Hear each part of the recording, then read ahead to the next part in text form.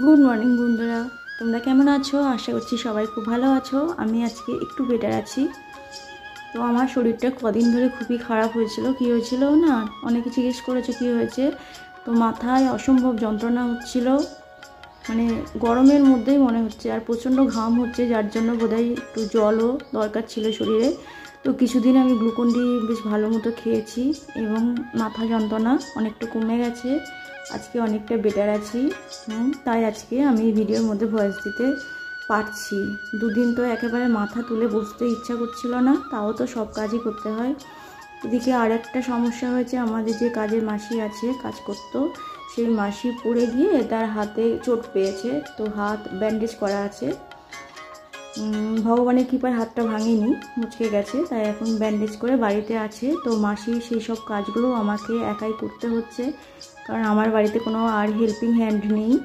যা কিছু করতে হয় আমাকেই করতে হয়, যার জন্য একটু ভীষণই চাপের মধ্যে পড়ে গেছি।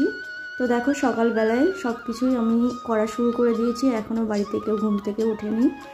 তো সকালের দিকে ওয়েদারটা একটু ঠান্ডা ঠান্ডা ছিল বলে আমি কাজগুলো একটু তাড়াতাড়ি করে এগিয়ে নিচ্ছি। একটু বেলা হলেই রোদের এতই তাপ বাড়ছে যে রান্নাঘরে যাওয়া যাচ্ছে না, এত গরম, ঠাকুর ঘরেও যেতে পারছি না। কোনো রকমই পুজো করে তাড়াতাড়ি করে বেরিয়ে আসতে হচ্ছে। তো তোমরা সঙ্গে থাকো। যদি আমার ভিডিও তোমাদের ভালো লাগে তাহলে ভিডিওটা স্কিপ না করে প্লিজ একটু দেখো। আর যারা নতুন বন্ধু তারা সাবস্ক্রাইব করে আমার পাশে থেকে যেও। আর পুরনো বন্ধুদেরও অনেক অনেক ভালোবাসা, তোমরা তো সাথেই আছো, পাশেই আছো। তো চলো, আজকে ভিডিওতে আমি কি কি রেখেছি একটু দেখে নাও। তো দেখো, ঘর ঝাড় দেওয়া, কাচা মোছা সব কিছু কমপ্লিট হয়ে গেছে। এবার বাসনগুলোকে আমি মাজবো, এরপরে আমি স্নান করতে যাবো। তো বাসনগুলো দেখো আমি মেজে নিয়েছি। বাসনগুলো যেহেতু মেজেছিলাম, ক্যামেরা করতে পারিনি। এবার আমি বাসনগুলোকে ধোবো। আমি রাত্রিরে বাসনটা মেজে রাখি, কিন্তু আগে রাত্রিরে এতই মাথায় যন্ত্রণা করছিল, গরমে আমি রান্নাঘরে দাঁড়াতে পারছিলাম না বলে সব বেসিনের মধ্যে জল দিয়ে রেখে দিয়েছিলাম। সকালে উঠে এবার আমি বাসনগুলোকে একটু ধুয়ে নেব।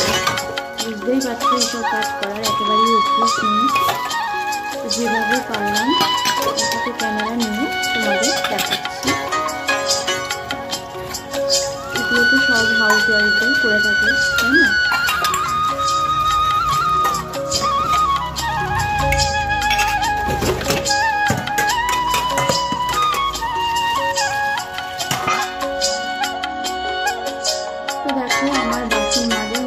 বাসনগুলো উবুর দেওয়া হয়ে গেছে, জল ঝরানো হয়ে গেছে।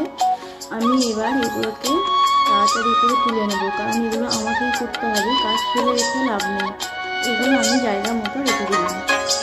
তো এখন স্নান করা হয়ে গেছে, এবার পুজো করতে হবে। ঠাকুর ঘরে তো যাওয়ার মানে উপায় নেই, এতই তাপ, কিন্তু পুজো তো করতেই হবে। তো দেখো, গাছে কিছু ফুল হয়েছিল, সেই ফুলগুলোকে একটু আমি তুলে নিচ্ছি। গাছের ফুল দিয়ে ঠাকুরের পুজো করার আনন্দটাই আলাদা, তাই না? এই যে বেলি ফুল, আমাদের এই গাছে প্রচুর বেলি ফুল ফুটেছে।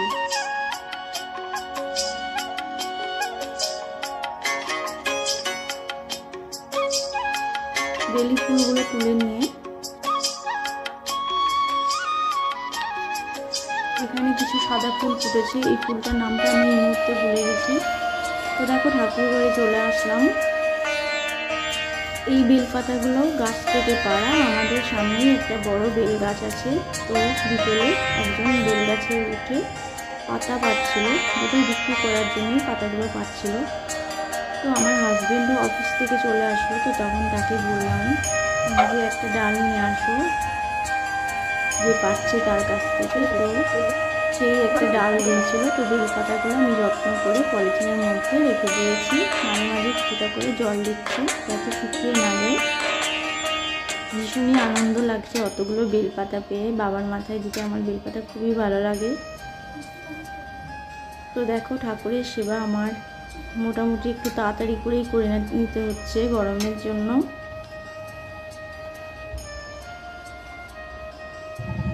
তো এবারে দেখো, পুরো সন্ধ্যাবেলায় চলে আসলাম। বিকেলে আমি গাছে জল দিতে পারছি না, ছাদে এতই গরম থাকছে। তো সন্ধ্যাবেলায় দেখো তুলসী মণ্ডপে একটু জল দিলাম, এরপরে একটু প্রদীপ আর ধূপ দেব। তো দেখো একটা সুন্দর চাঁদ উঠেছে, যেহেতু বুদ্ধ পূর্ণিমার আগে আমি এটা ভিডিওটা বানিয়েছিলাম। এদিকে দেখো ব্লাকি কীভাবে যুদ্ধ করছে। তো সন্ধ্যেবেলায় আবার রান্নার ব্যাপার আছে, তো আবার রান্নাঘরে ঢুকে গেছি। আজকে বানাবো বাদশাহী চিকেন। তো দেখো চিকেনগুলো আমি ভালো করে ধুয়ে নিয়েছি। আমি চিকেনের পুরো রেসিপিটা আমি তোমাদের সাথে শেয়ার করব না, তাহলে ভিডিওটা খুবই বড় হয়ে যাবে। মোটামুটি যেটুকু পারলাম একটু শেয়ার করলাম।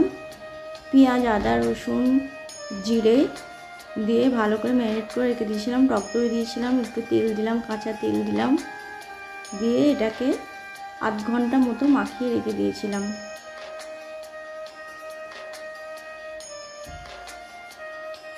আমি এটা কাঁচা লঙ্কা ও সামান্য একটু কাশ্মীরি লঙ্কা গুঁড়ো দেবো। তো আলুগুলো দেখো ভেজে নিচ্ছি।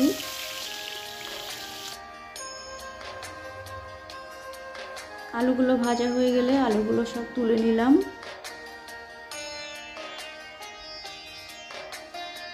আমাদের বাড়িতে একটু মাংসের সাথে আলু সবাই প্রেফার করে, তাই আলুটা আমাকে দিতেই হয়।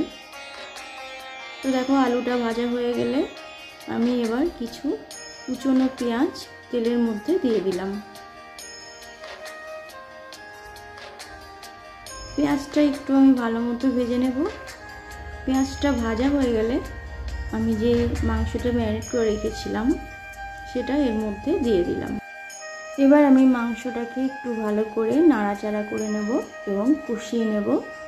এরপরে জল দিয়ে আমি মাংস আর আলুটা সিদ্ধ করে নিয়েছি। তো ফাইনালি আমার বাদশাহী চিকেন রেডি হয়ে গেছে। তোমাদের কেমন লাগলো লাইক, কমেন্ট, শেয়ার করে জানিও।